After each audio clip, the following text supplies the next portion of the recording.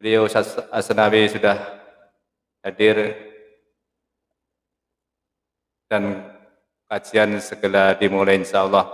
Pada beliau dipersilahkan.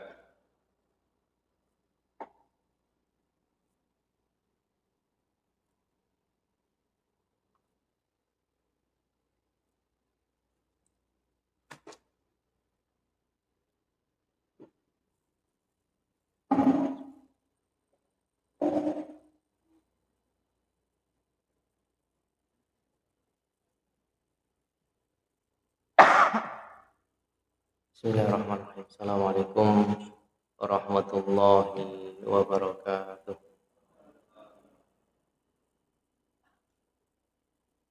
Alhamdulillah. Alhamdulillahilladzi la ilaha illa huwal malikul quddus. Assalamul mu'minul muhaiminul azizul jabbarul mutakabbir. Subhanallahi amma yusyrikun. Wa asyhadu an la ilaha illallah wahdahu la syarika lah. Wa asyhadu anna Muhammadan abduhu wa rasuluh. Allahumma salli wa sallim wa barik ala nabiyyina wa khalilina Muhammadin wa ala alihi wa sahbihi ajma'in. Qala Allah Ta'ala fi kitabihil karim, ya ayyuhalladzina amanu taqullaha haqqa tuqatih wa la tamutunna illa wa antum muslimun.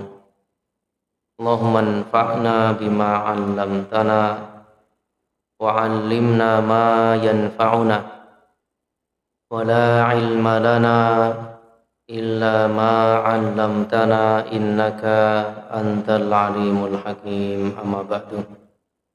Ma'asyiral muslimin, Bapak Ibu jamaah kajian malam niki malam napa? Jumat. Berarti sudah waktunya napa? Bersolawat, karena setiap pergantian hari di dalam Islam itu mulainya napa? Tenggelamnya matahari.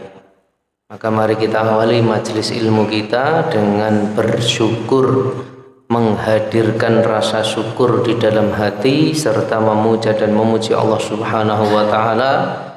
Kita bersyukur alhamdulillah karena terbukti sampai malam hari ini kalau Muharram sudah tanggal berapa? Tanggal 4 atau tanggal 3? Kurang lebih tanggal berapa? Tanggal 4. Berarti kita sudah masuk tahun 1448 Hijriah. Kita berada di 1400 tahun setelah Nabi hijrah dari mana? Mekah ke Madinah. Berarti kalau kita renungkan, orang-orang yang telah mendahului kita, mereka masih di alam barzakh, di alam kubur. Mereka telah meninggalkan alam dunia. Dan saat ini kita berada di dunia mencari bekal, dan pasti kita akan menyusul mereka. Maka ketika ziarah kubur, kita mengucapkan apa? Assalamualaikum ahlad diyar al muslimina wal muslimat wal mu'minina wal mu'minat wa inna insyaallahu bikum lahikun. Insyaallah kita pasti akan menyusul kalian. Maka kita masih diberikan kesempatan hidup.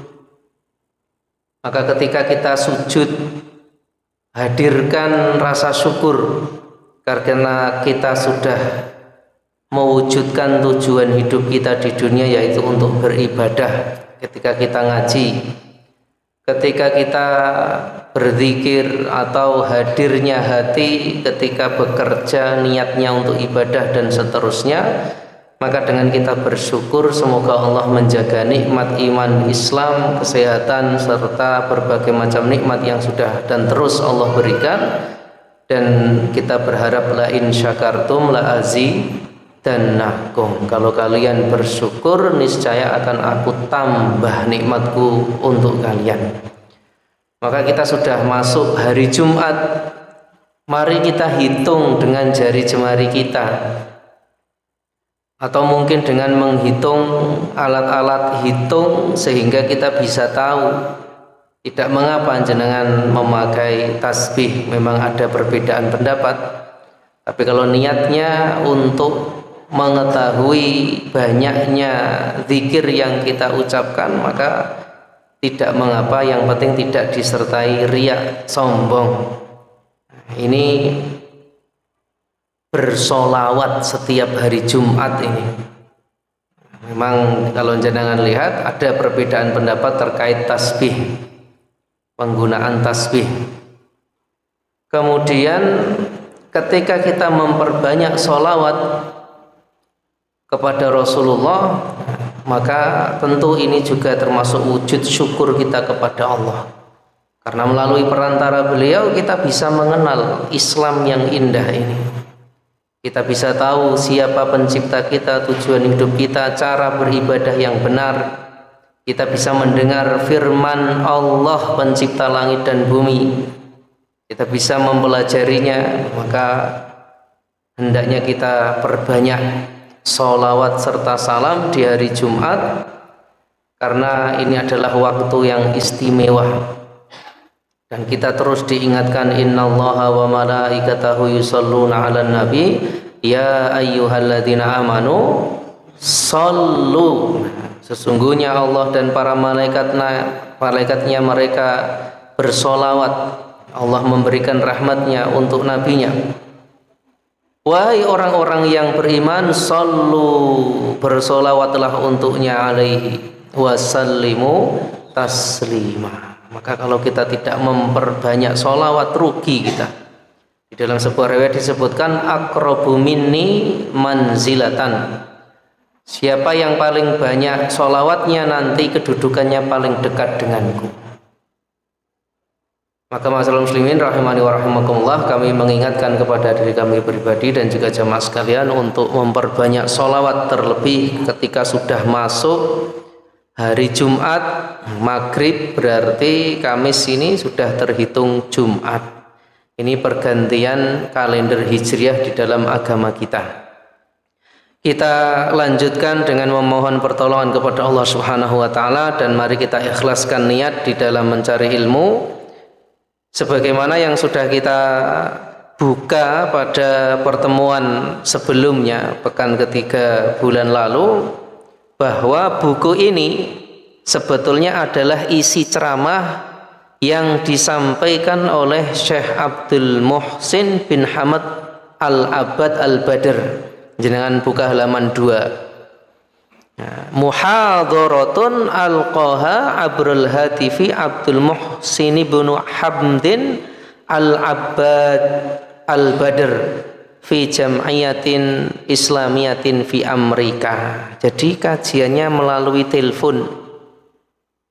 Ustadznya ada di Madinah, muridnya di mana? Amerika. Masya Allah, di zaman itu seperti itu semangatnya menuntut ilmu. Belum sebagaimana yang kita alami sekarang media sosial. Mau tidak mau kita tetap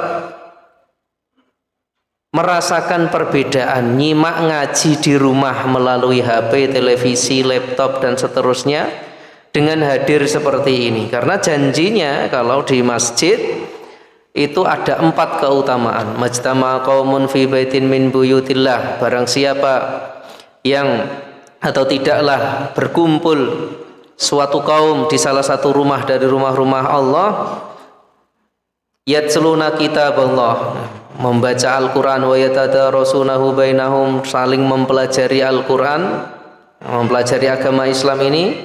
Jaminan yang pertama, illa nazalat alaihimus sakinah, pasti turun ketenangan. Wa ghasyiyatuhumur rahmah, diliputi kasih sayang Allah.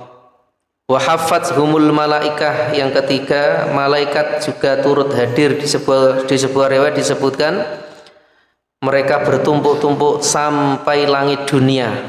Jadi di riwayat yang lain juga disebutkan diletakkan sayapnya ridho terhadap para penuntut ilmu. Kemudian wa dzakarahumullahu fiman indah. Ini yang paling istimewa. Disebut-sebut nama orang-orang yang hadir di majelis ilmu di sisi makhluk Allah yang mulia atau di sisi malaikatnya yang mulia. Nah, inilah keutamaan. Kita tidak melalui telepon, alhamdulillah dimudahkan untuk bisa saling bertemu di rumah Allah. Nah, ini keutamaan yang besar.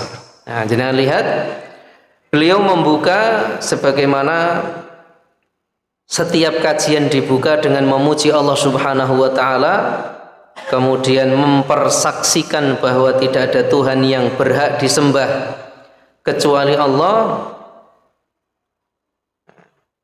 Kemudian di halaman yang keempat beliau juga tidak lupa bersolawat. Nah, inilah diantara adab kita bermajelis ilmu, mengawali dengan memuji Allah. Otomatis kita yang hadir akhirnya ingat Allah Subhanahu wa ta'ala. Akhirnya kita ingat Rasulullah ketika diawali dengan memuji Allah, kemudian bersaksi bahwa tidak ada Tuhan yang berhak disembah kecuali Allah, tidak ada sekutu, dan kita bersaksi bahwa Nabi Muhammad adalah hamba utusan yang mana Allah mengutusnya dengan petunjuk dan agama yang benar di atas segala agama. Rasulullah telah menyampaikan risalah, menunaikan amanah, dan telah menasihati umat. Amma ba'du. Setelah beliau bersolawat, halaman 4, ini sebagaimana kita sampaikan pada pertemuan yang lalu. Fassalamualaikum ayyuhal ikhwatul muslimun al mustami'una fi Amerika. Semoga keselamatan untuk kalian wahai saudara-saudaraku orang-orang Islam yang mendengarkan di Amerika.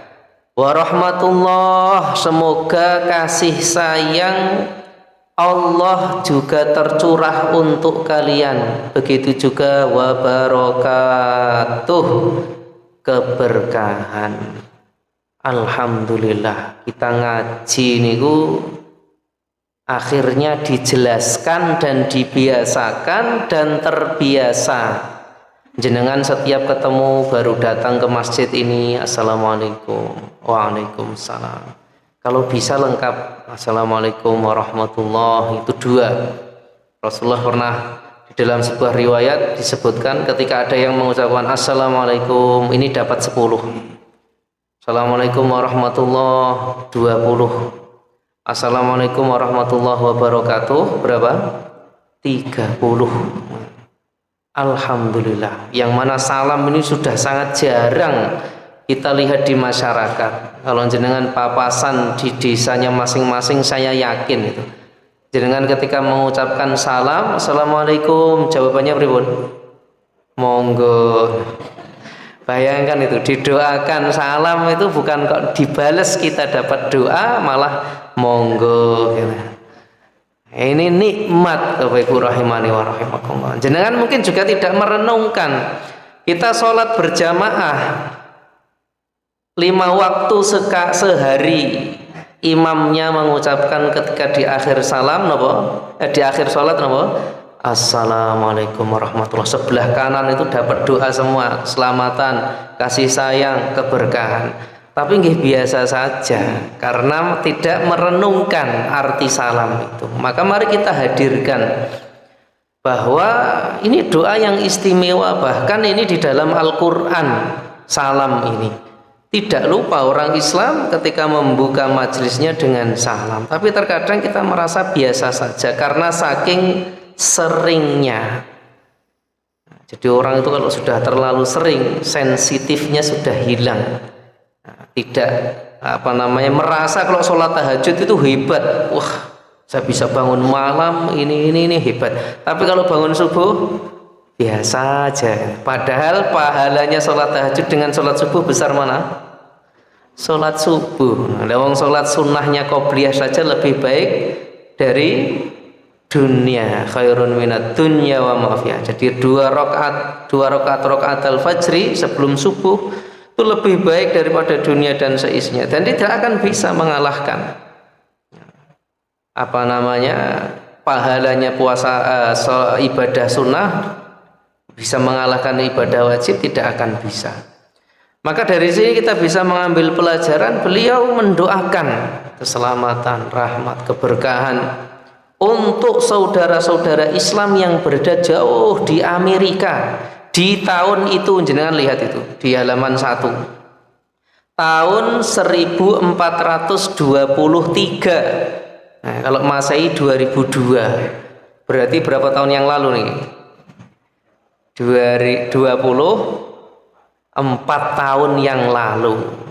Mungkin di sini yang muda-muda umurnya mungkin ada yang belum lahir ya, 2002. Ini dulu disampaikan lewat telepon. Masya Allah, luar biasa. Was'alullah azza wa jalla. Masya Allah. Plus beliau mendoakan, saya meminta kepada Allah azza wa jalla yang maha bijaksana, maha perkasa, maha mulia, maha tinggi, li untukku. Maka kalau jenengan berdoa, jangan lupa yang pertama kali didoakan siapa? Diri sendiri. Jadi jangan fokus doakan orang lain, jangan lupa diri sendiri. Jangan sibuk kirim donga sampai lupa mendoakan diri sendiri. Kapan doakan diri? Lawang kita itu sudah hafal semuanya. Rabbighfir li waliwa lidayya. Yang paling pertama, kebaikan itu harus kita minta kepada Allah untuk diri kita sendiri, baru orang tua, anak, kemudian pasangan dan seterusnya. Masya Allah, ini menunjukkan kefakihan beliau. Masih hidup beliau ini, mungkin umurnya sudah 80 atau 90 tahun, seniornya Madinah, ulama hadis Madinah, bapaknya Syekh Abdur Razak. Li untukku, saya meminta kepada Allah, li untukku walakum, dan untuk kalian wahai orang-orang Amerika, orang-orang Islam, al-auna, semoga Allah menolong kalian. Wat tasdid, dan ketepatan, kekokohan, ketetapan di dalam menjalankan agama Islam, di dalam beriman, di dalam beribadah, mewujudkan tujuan hidup. Yang ketiga dimintakan pertolongan, ketetapan. Yang ketiga dimintakan oleh beliau, wa an yuwaffiqana jami'an lima yurdhih. Semoga Allah memberikan taufik atau bimbingannya untuk kita semua, lima yurdhih, atas apa-apa yang Allah ridhoi. Semoga kita juga yang mengkaji sekarang di tahun 2026 atau 1448 di Masjid Mujahidin ini, kita semuanya Allahumma amin. Nah, ini doa beliau. Wa hadithi ma'akum. Nah, ini sebetulnya sudah kita baca kemarin ya, kita ulang sekilas. Dan pembahasan kita ma'akum, bersama kalian, hei saudaraku orang Amerika. Tentunya juga kita yang mengkaji di sini, fil mawdhu'il ladzi raghibtum fil hadithi raghibtumul haditha fihi. Judulnya itu sesuai yang kalian minta, yang kalian sukai. Raghiba niku kalau belajar bahasa Arab plus fi itu artinya cinta. Tapi kalau raghiba di plus depannya an, huruf an, itu artinya benci. Jadi bahasa Arab itu cuma berubah fi sama an, artinya bisa berbalik, yang benci jadi cinta atau cinta jadi benci. yang kalian sukai, yang kalian inginkan. Apa itu? Atharul ibadati fi hayatil muslimi, yaitu pengaruh. Athar itu dampak, akibat, buah. Untungnya apa toh? Nah, kalau bahasa Jawanya kan itu. Aku untungnya apa nek salat, nek puasa. Nah, keuntungannya itu apa? Jadi semua ibadah yang kita lakukan fi hayatil muslim, di dalam kehidupan seorang muslim. Jadi fokusnya di sini namanya hidup ya di dunia. Walaupun nanti disebutkan di sini bukan hanya di dunia jaminannya itu. Pahala, pengaruh, kebaikan yang didapat itu bukan hanya di dunia tapi juga di akhirat. Selanjutnya masih halaman 5, al-ibadatu ismun jami'un likulli ma yuhibbuhullahu wa yardha. Fa'akul diawali tadi, maka saya katakan, kalau kita ingin tahu bahwa ibadah itu memiliki pengaruh, berarti yang paling utama kita harus tahu apa ibadah itu. Jangan sampai seorang muslim, seorang muslimah tidak paham ibadah itu apa, yang akhirnya mengklaim suatu ibadah padahal itu bukan ibadah, dan meminta pengaruh, minta sesuatu, minta pahala, minta ganjaran imbalan dari Allah, padahal itu tidak termasuk ibadah. Maka mari kita baca pengertian singkat dari ibadah dari beliau. Al-ibadatu, yang dinamakan ibadah. Nah, itu kalau jenengan ngaji zaman dulu kan, kalau saya ingat-ingat sedikit-sedikit. Nah, kalau pakai bahasa situ, al-ibadatu utawi. Nah, karena ada utawi itu berarti mubtada. Al-ibadatu utawi ibadah iku ismun jami'un, sebuah nama jami'un yang mencakup likulli ma yuhibbuhullahu wa yardha. Jadi ibadah itu adalah nama yang mencakup segala sesuatu yang Allah cintai, wa yardhahu, dan yang Allah ridhoi. Segala sesuatu pokoknya Allah suka, Allah ridho, itulah ibadah. Baik berupa perkataan minal aqwali wal a'mali, perbuatan, adz-dzahirati, yang zahir, wal batinati, dan batin. Jenengan husnudzon kepada Allah, jenengan gerundel, jenengan ridho terhadap takdir Allah, Allah tahu. Ketika jenengan ridho, itulah ibadah. Ketika seorang lewat kuburan kok takut, takutnya bukan karena Allah, bukan kok karena ular lewat, bukan karena anjing, tapi takut pada setan, itu bahaya. Makanya takut kita harus kepada Allah. Maka ini harus diketahui, ternyata ibadah itu bukan hanya sholat, puasa, bukan hanya haji, sedekah, tapi semua, baik yang nampak maupun yang tidak, itu semuanya ibadah. Maka kenapa kita ngaji? Biar hati kita itu bisa berubah, yang tidak kelihatan itu, yang dulunya takut masa depan, wah, kayak napa terus urip umurnya panjang, bahas ekonomi dunia ini itulah. Dan kita itu besok hidup aja belum tentu kita umur panjang sampai besok, tapi sudah ketakutan.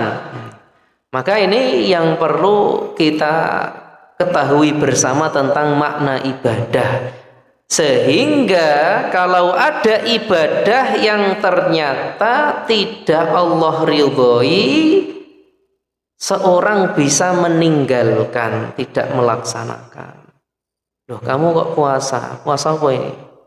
Aku ini puasa tanggal lahir saya, puasa weton. Kira-kira dapat pahala apa buatan? Enggak dapat. Loh, sahur nih? Loh, buka puasa niat ikhlas lillahi ta'ala. Jadi bukan hanya ikhlas lillahi ta'ala. Enggak bisa. Karena tidak Allah cintai dan tidak Allah ridhoi. Loh, apa sebabnya? Nah, nanti akan dijawab di sini. Wa hadza huwa ahsanu ma qila fi ta'rifil ibadah. Ini adalah pengertian ibadah terbaik. Kalau jenengan mungkin pernah mendengar definisi pengertian ibadah, berbagai macam pengertian ibadah, kata beliau ini adalah pengertian terbaik. Yang disebut ibadah itu tadi apa?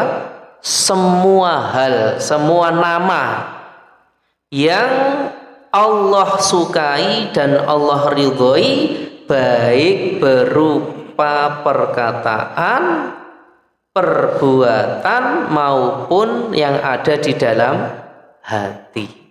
Jadi semuanya. Bayangkan, hanya karena lisan sesuatu yang halal bisa menjadi haram, dan bisa membalik, yang haram bisa menjadi halal. Napa contohnya? Gara-gara omongan yang haram jadi halal, napa?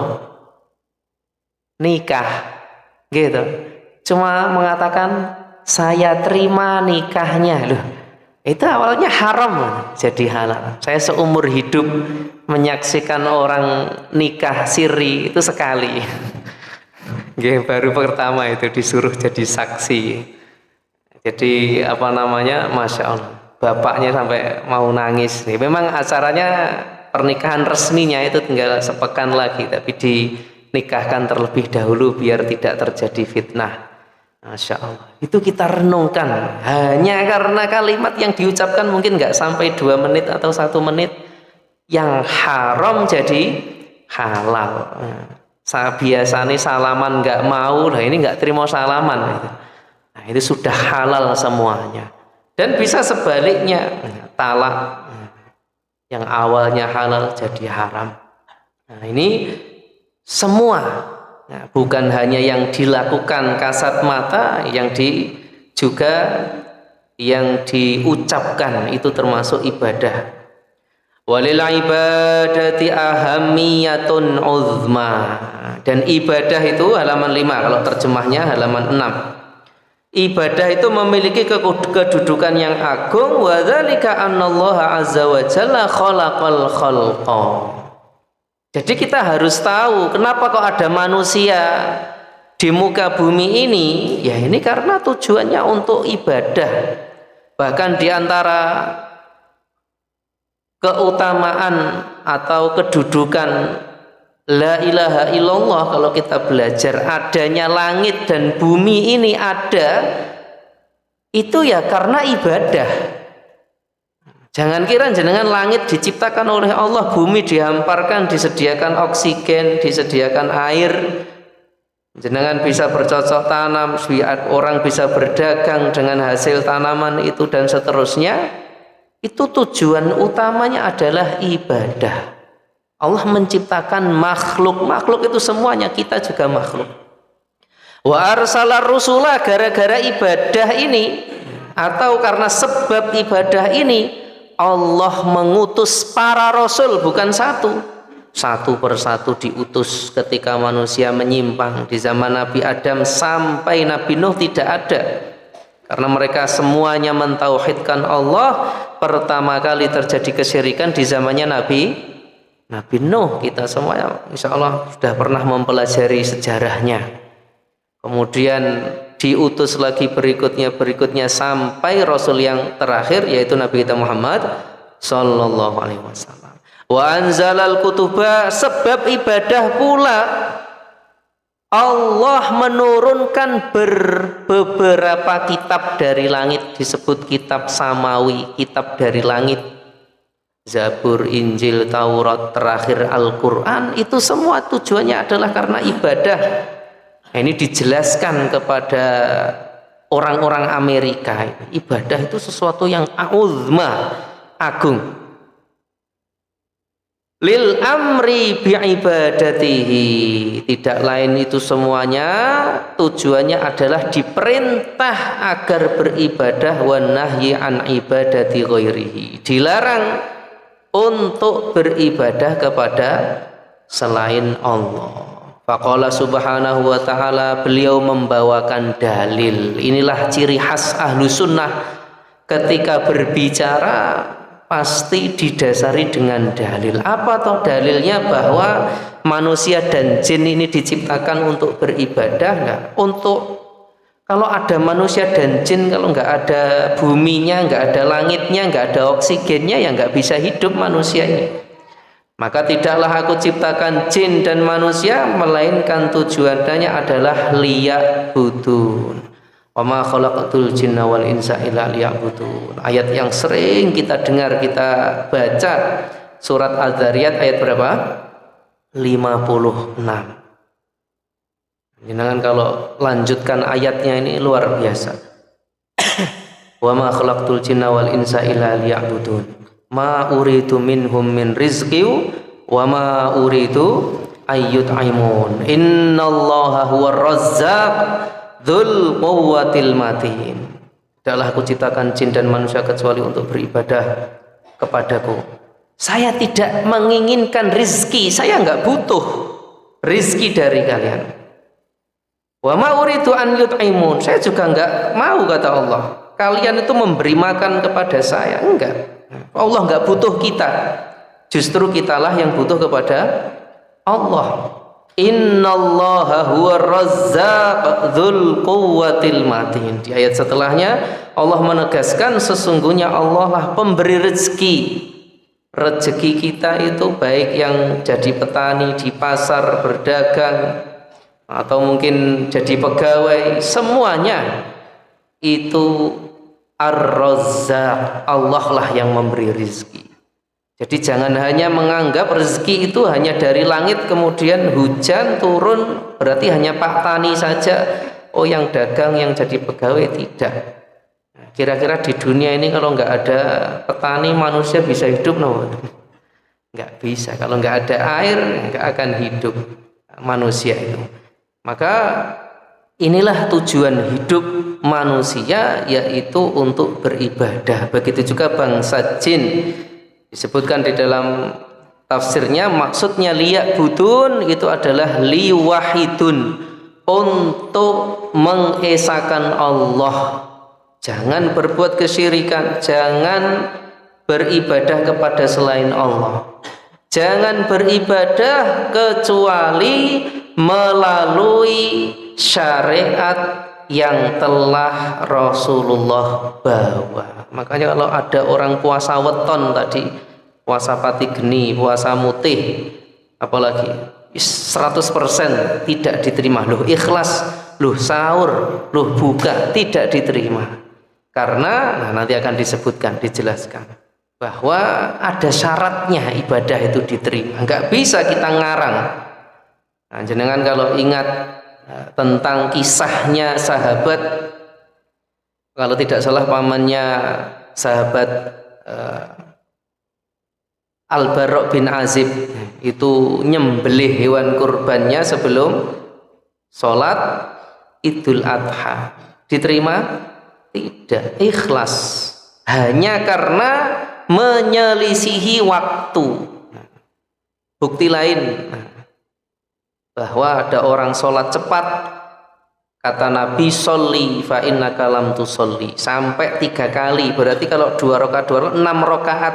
Kata Nabi, sholat lagi, fa innaka, maka sesungguhnya kamu lam tusolli, belum sholat. Bayangkan, sudah 6 rakaat itu dianggap belum sholat. Ini bahayanya ibadah kalau tidak didasari ilmu, tidak diterima.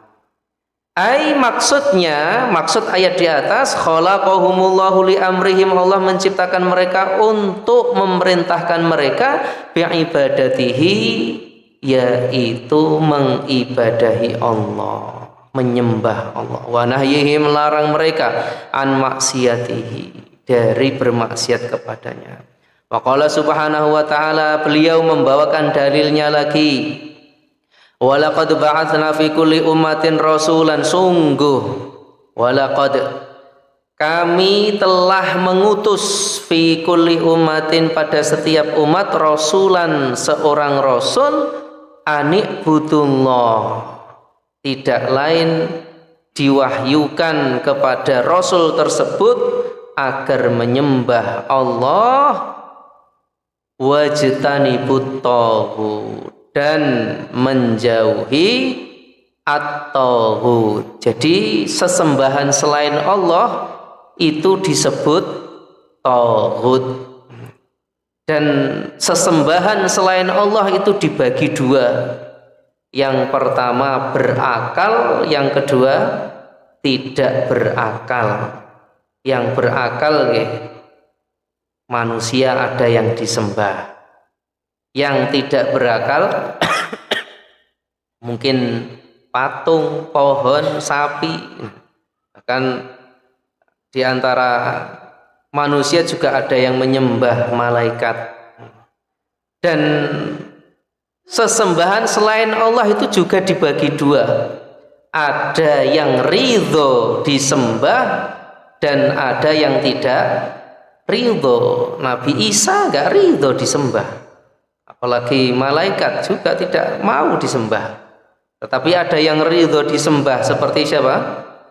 Fir'aun. Ana rabbukumul a'la, sayalah Tuhan kalian yang maha tinggi. Nah, ini perkataannya Fir'aun yang ridho untuk disembah. Jadi di ayat ini kita ditegaskan bahwa Allah mengutus para rasul, tujuannya yaitu manusia ini agar beribadah kepada Allah, tidak menyembah selain Allah.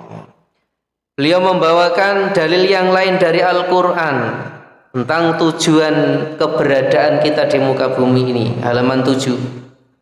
Wa ma arsalna min qablika min rasulin, dan tidaklah kami mengutus sebelummu wahai Muhammad min rasulin, dari seorang rasul, illa nuhi ilaihi, melainkan telah kami wahyi atau telah kami wahyikan, melainkan kami wahyukan ilaihi kepadanya, annahu la ilaha illa ana fa'budun. Jadi bukan hanya nabi kita, tapi para rasul sebelum Nabi Muhammad SAW sama wahyunya, yaitu tidak ada Tuhan yang berhak disembah kecuali Aku, kata Allah. Fa'buduni, maka sembahlah Aku. Halaman 8. Wal ibadatu anwa'un katsiratun. Nah, ibadah itu banyak macamnya. Makanya tadi pengertian ibadah itu yang paling top, yang paling bagus tadi, semua hal, semua nama yang mana terkandung di dalamnya, baik dari ucapan, perbuatan, bahkan yang dalam hati maupun yang nampak, yang penting Allah ridho dan Allah cintai. Minha, diantaranya al khaufu, takut, warroja'u, harap. Nah, jadi rasa takut itu ibadah. Kalau orang takut, jenengan di rumah punya keris satu suro, kalau nggak dicuci nanti obah dewi, dan jenengan tutuk mawon. Menengok. Nah, ini nggak usah takut. Jadi betul-betul rasa takut itu harus kepada Allah. Harap, jenengan boleh napa mboten? Berharap kepada padinya yang sudah tua. Saya berharap kepadamu wahai padi, kalau bahasa Indonesianya. Semoga kalau kamu panen nanti bisa melunasi hutangku. Enggak boleh nih. Itu harap itu harus kepada siapa? Allah Subhanahu wa ta'ala. Wa tawakkul, pasrah. Jadi sebagaimana kita sudah sering mengatakan, pasrah harus nang dhuwur. Saya pasrah kepada Allah. Begitu juga rasa takut, rasa harap harus kita tujukan kepada Allah. War-raghbatu war-rahbah. Ini sama, rasa harap, rasa takut itu juga semuanya ditujukan kepada Allah. Wal inabah, Ketika kita taubat kepada siapa? Kepada Allah. Jenengan merasa salah, pernah ini, pernah itu, hendaknya ditujukan rasa salah itu kepada Allah. Jangan hanya merasa salah kepada manusia, merasa salah di hadapan Allah. Taubat inabah wal isti'anah, ketika meminta pertolongan hanya kepada Allah. Inilah luar biasanya ketika akidah itu sudah menancap, menghujam di dalam hati seorang mukmin, betul-betul hatinya itu hanya untuk Allah. Inna sholati wa nusuki wa mahyaya wa mamati, pripun lanjutnya? Lillahi rabbil alamin. Sesungguhnya sholatku, kemudian sesembelihanku, bukan hanya itu, mahya, hidupku, matiku, itu hanya untuk Allah. Nah, inilah kita ngaji biar kita kembali diingatkan.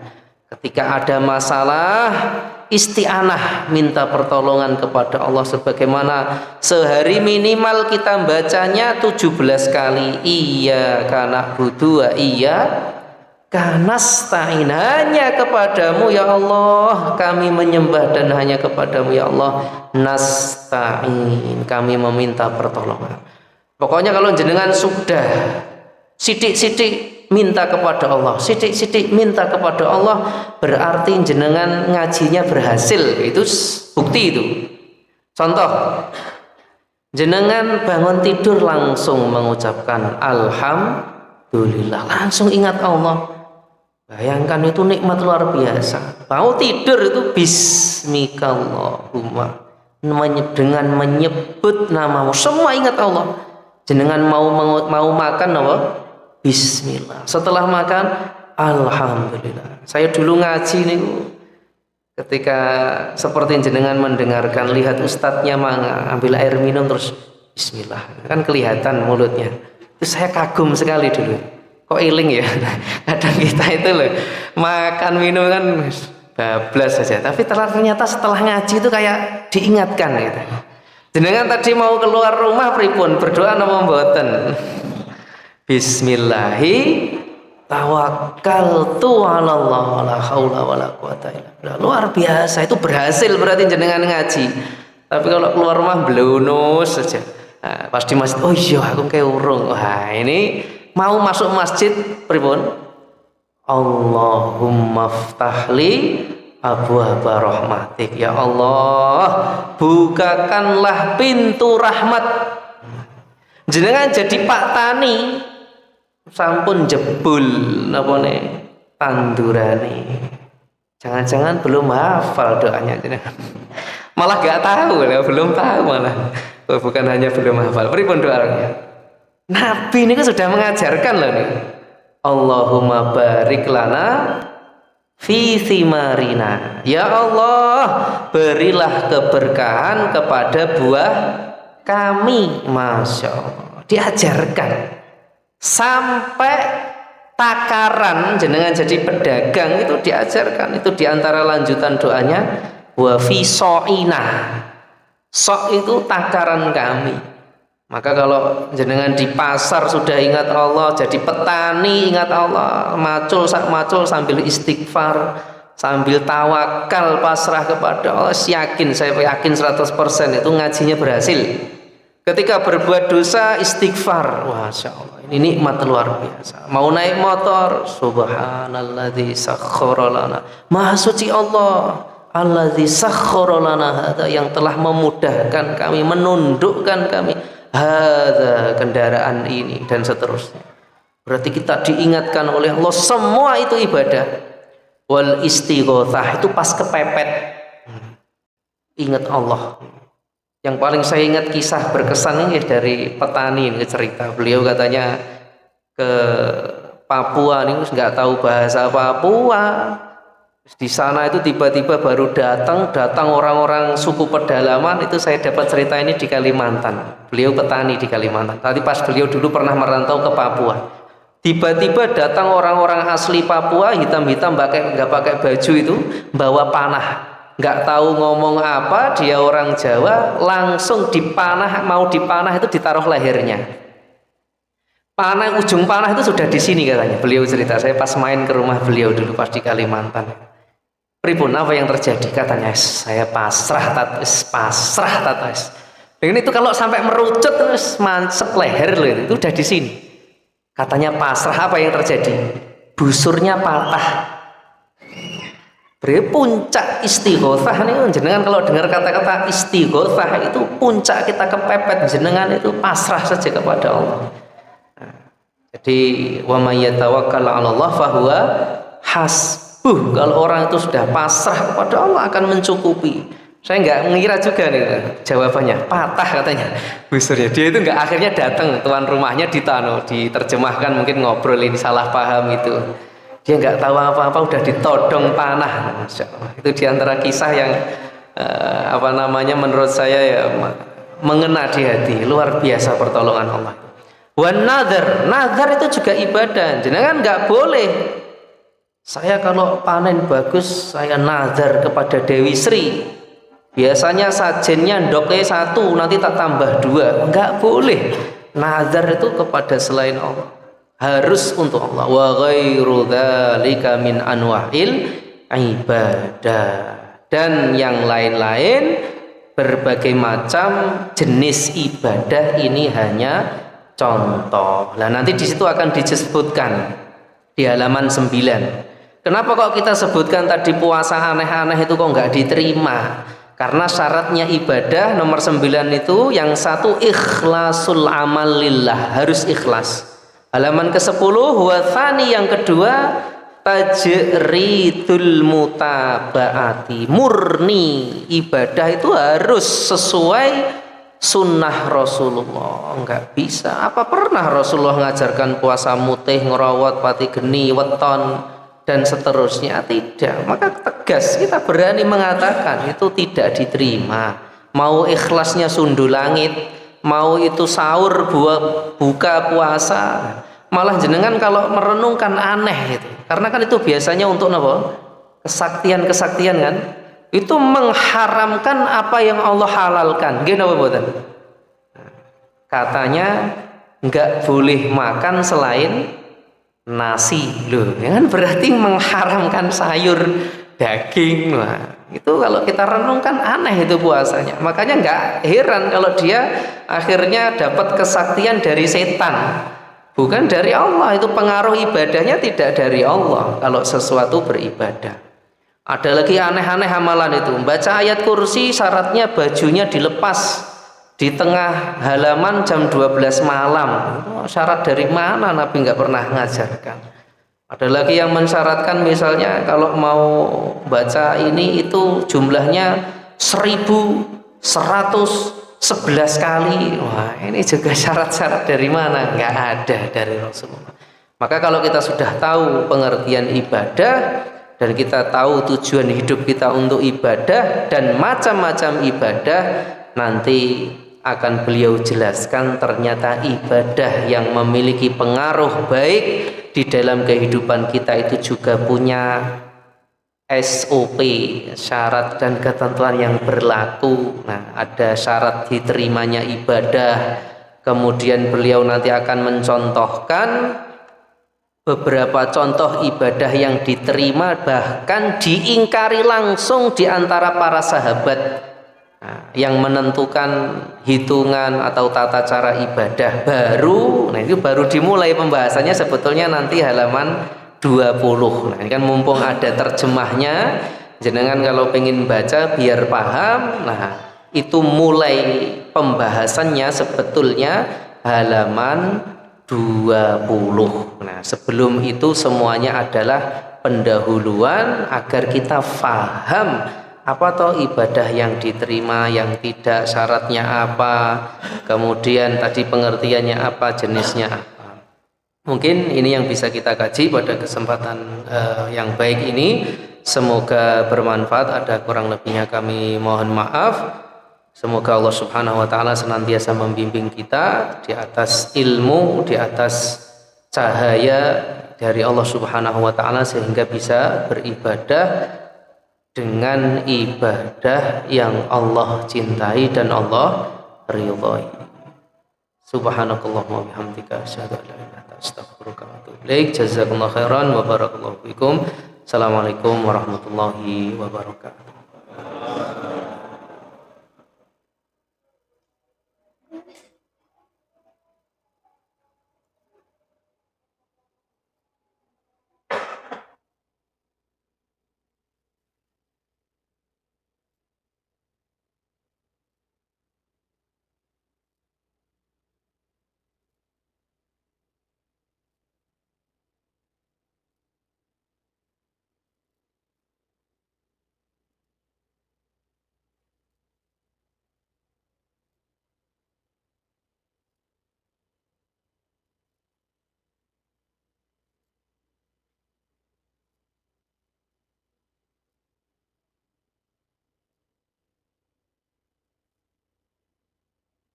Di Masjid Mujahidin tanggal 28 Juni, waktunya pada asar sampai maghrib dan maghrib sampai isya. Kami dari panitia masih buka donasi untuk mendukung berlangsungannya acara tersebut. Untuk waliah walikun, untuk yang bapak-bapak bisa menghubungi Pak Yono Abu Salma dan Pak Kusnanto Abu Yahya. Dan untuk ibu-ibu bisa menghubungi Ustadzah Fika. Dan yang di Banyu Biru bisa menghubungi saya dan Pak Haji atau Pak Nyoto.